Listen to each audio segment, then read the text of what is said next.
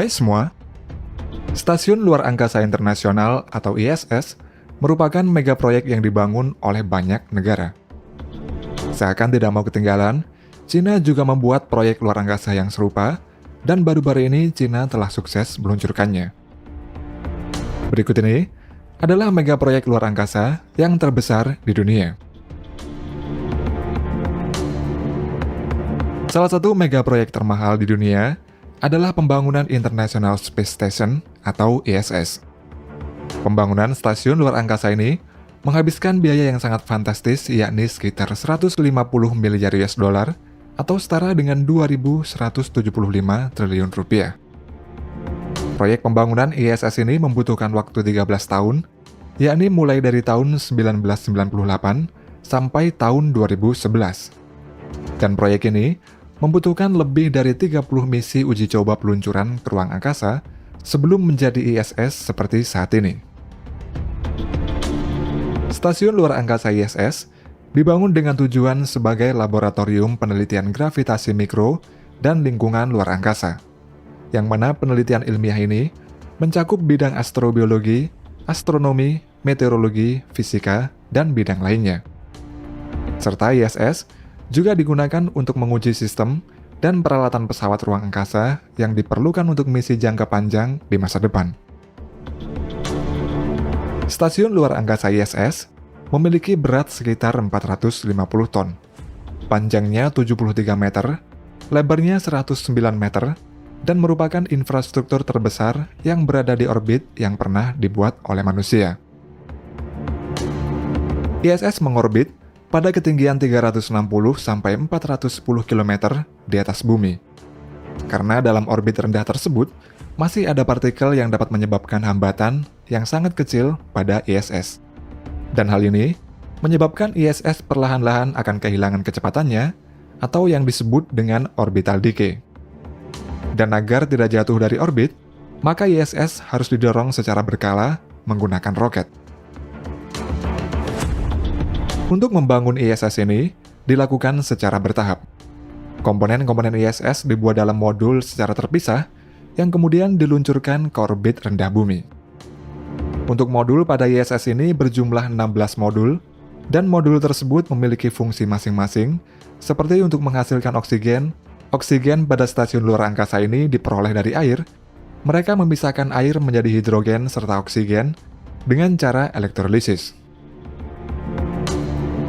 Sedangkan untuk menghasilkan listrik, ISS menggunakan solar array. Solar array ini terdiri dari ribuan solar cell yang terbuat dari potongan-potongan elemen silikon. Sel-sel tersebut secara langsung mengubah cahaya matahari menjadi listrik menggunakan proses yang disebut dengan fotovoltaik. ISS ini merupakan sebuah proyek gabungan multinasional yang melibatkan 5 badan antariksa. Dalam sejarahnya, setelah era Perang Dingin berakhir pada awal 1980-an, NASA berencana meluncurkan stasiun luar angkasa modular yang disebut dengan Freedom.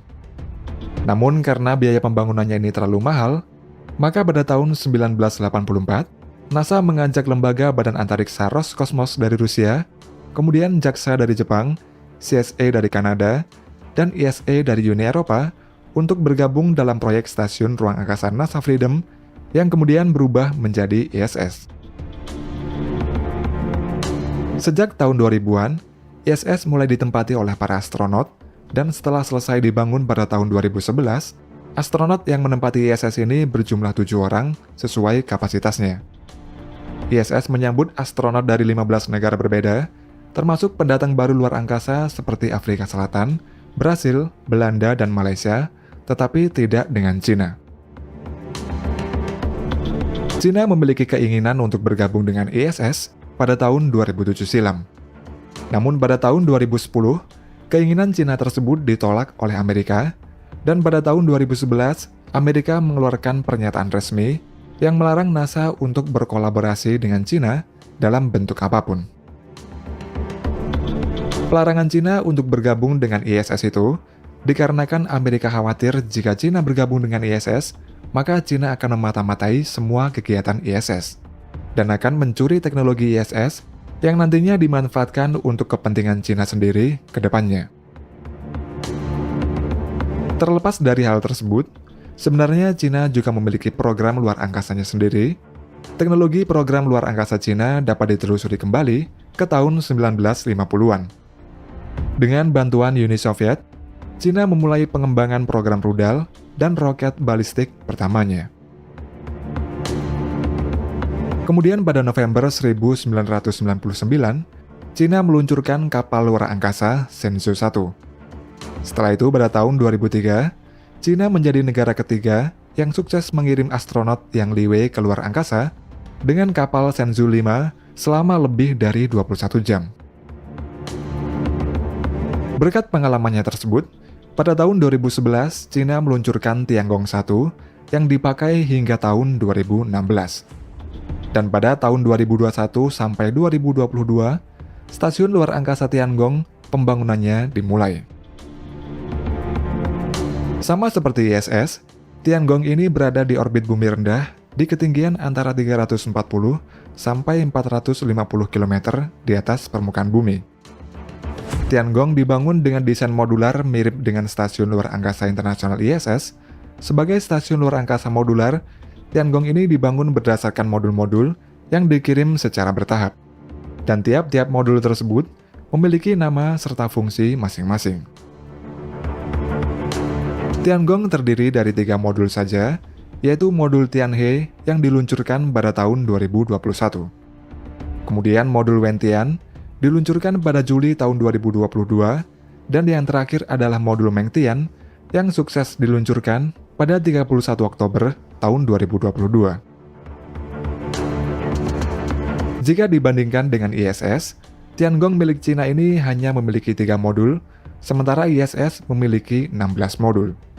Ukurannya pun jauh lebih kecil, oleh karena itu Tiangong ini hanya sanggup menampung 3 orang saja dan maksimal 6 orang saat bergantian kru. Meski begitu, Tiangong ini hanya dibuat oleh satu negara dan dirakit sepenuhnya dalam rentang waktu sekitar 2 tahun.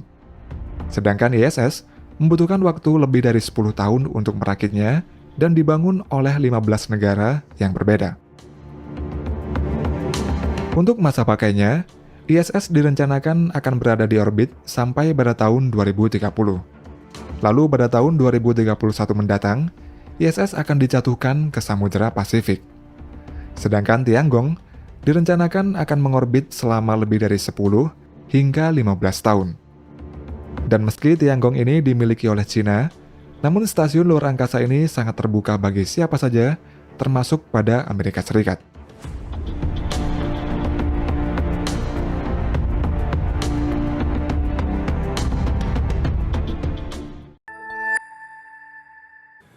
Ketegangan geopolitik, pengetatan dasar monetary, inflasi dan kelembapan ekonomi dunia dijangka memberi cabaran buat ekonomi Malaysia tahun ini. Bagaimana pula dengan isu ekonomi sosial rakyat, terutama kos sara hidup dan pengenalan subsidi bersasar yang bakal diperkenalkan?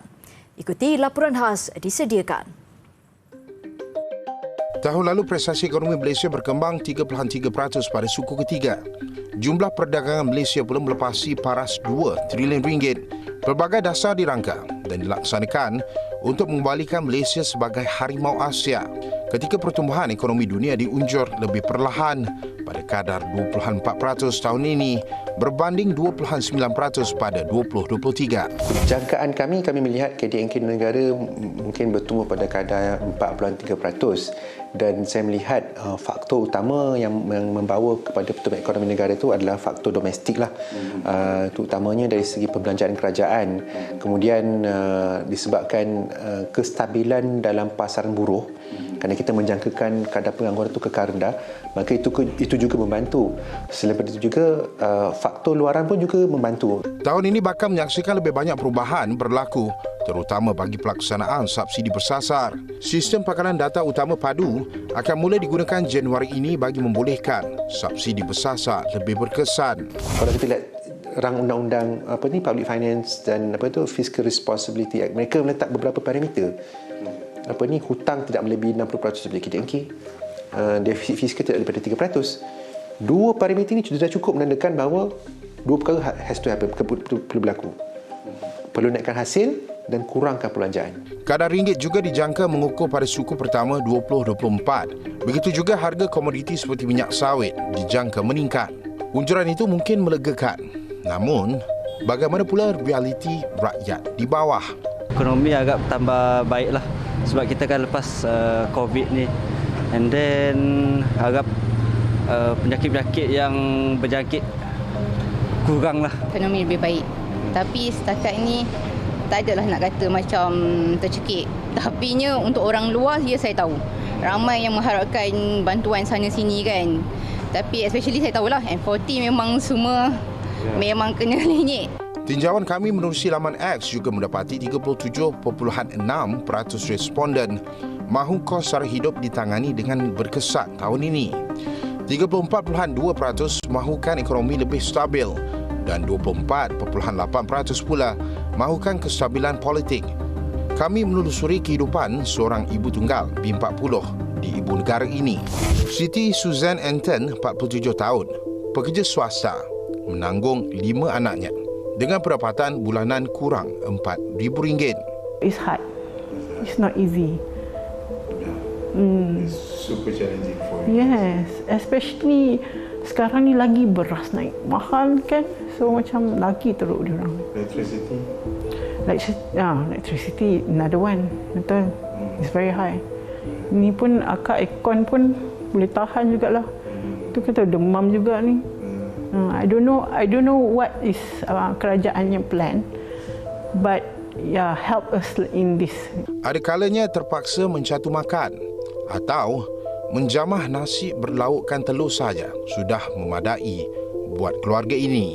Sewa rumah, komitmen bulanan kenderaan, minyak, tol. Kadang-kala hanya 200-300 saja baki yang tinggal untuk sara hidup. Itu belum ditolak duit ubat jantungnya yang menelan ratusan ringgit. From that economy, it actually affect kita orang. It affect us a lot actually. Sebab makanan semua naik, nak makan luar pun mahal. So fikir, kalau seorang okey. Imagine you have 5 plus me, nak makan luar, mau 100 lebih betul. That 100 I can buy bahan mentah makan kat rumah.